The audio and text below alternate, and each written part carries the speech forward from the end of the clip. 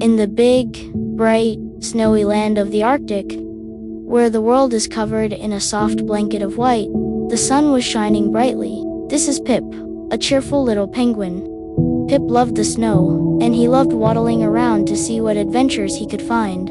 Pip called a big, gentle voice. It was his best friend, Boro the polar bear. Boro was very big and very strong, and whoosh! Here came their other friend, Flit the Fox. Flit was so fast and so quick, he was like a little snowball with legs. It's the perfect day for an adventure, chirped Flit. Let's do something amazing together. Boro thought for a moment. I know. With all this wonderful snow, let's build the best, biggest, strongest snow fort in the whole world. A snow fort, cheered Pip and Flit. What a fantastic idea, Boro announced. I will use my strong muscles to push the big blocks of snow for the walls. Flit zipped around. And I'm so fast, I can climb up high and pack the snow down to make the walls super strong. Pip looked at his own little flippers. He wasn't big and strong like Boro, and he wasn't fast and nimble like Flit. What could he do? The building began. Boro grunted and pushed and thumped. The first giant wall was in place. It was perfect. Then, Flit, quick as a flash, scurried to the top.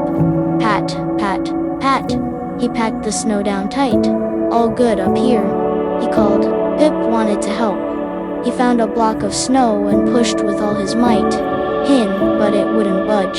It was just too heavy for him. Boro came over and moved the block with one easy push. Don't worry, Pip, he said kindly. I've got the big ones. The fort grew bigger and bigger. Boro brought the blocks, and Flit secured them on top. They were a great team. Pip thought, maybe I can climb like Flit. He tried to climb the wall, but his feet were too wobbly, and he tumbled right back down. Flit hopped down. Be careful, Pip, it's very slippery. Maybe you should just watch from down here, where it's safe. So, Pip stood to the side and watched. He saw how strong Boro was and how fast Flit was. They were building so well together. A sad feeling started to bubble up inside him. He felt useless. There was no job for a small, wobbly penguin. Quietly, Pip turned and waddled away. He didn't want his friends to see how sad he was. He found a little spot to sit and watch from afar.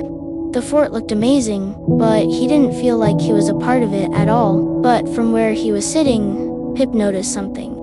He saw tiny little gaps between the big, giant blocks of snow. He squinted his eyes. Yes, there were lots of little gaps. The cold wind was whistling right through them. That wouldn't be very cozy. Then he looked down at his feet. All around him were pretty, smooth ice pebbles. Too small for Boro to notice, but perfect for filling gaps. An idea popped into Pip's head. A wonderful, brilliant, Pip-sized idea. He didn't feel sad anymore. He felt excited. He started gathering up all the little pebbles he could find. He waddled back to the snow fort. No longer sad, but with a very important job to do. Boro and Flit were busy putting the roof on. They didn't even notice Pip come back. Pip went to the wall. He picked up one perfect pebble with his beak. He found a little hole and plink. He pushed the pebble right inside. It was a perfect fit. One by one, he filled every single gap.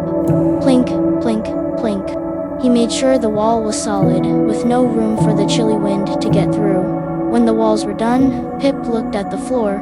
It was bumpy and lumpy from all the building. Not very comfortable. Pip had another idea. He lay down on his tummy, and he slid back and forth, using his smooth belly to make the floor flat and perfect for sitting on. Just then, Boro and Flit finished their work. We did it, Boro cheered. The fort is finished.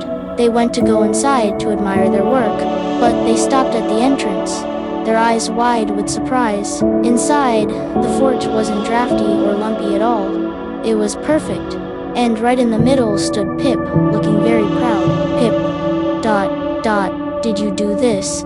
Asked Flit, pointing to the sparkling pebbles that sealed the walls. There's no wind getting in. Boro touched the floor. And the floor, it's so smooth, it's not bumpy anymore. Pip puffed out his chest. I wanted to help, he chirped. I filled the gaps and smoothed the floor. Boro and Flit looked at each other. They had been so busy with their big, fast jobs, they hadn't even noticed the little, important jobs. Boro wrapped Pip in a big, warm bear hug. Pip, you didn't just help, he said. You made our fort perfect. You did the one job we couldn't do, added Flit. You're the best fort finisher ever. Pip had never felt so happy. He wasn't too small or too wobbly. He was just right. They all sat down together inside their amazing, cozy, windproof fort. It was the best snow fort in the whole world because they had all built it together. They learned a very important lesson that day. It doesn't matter if you're big or small, fast or slow. Everyone has their own special talent, their own special way to help. And when you put all those talents together, you can do something truly wonderful. They were the best of friends, and they knew that every adventure was better when they were all together. Goodbye, Pip. Goodbye, Boro. Goodbye, Flit. Thanks for sharing your wonderful day with us. See you next time.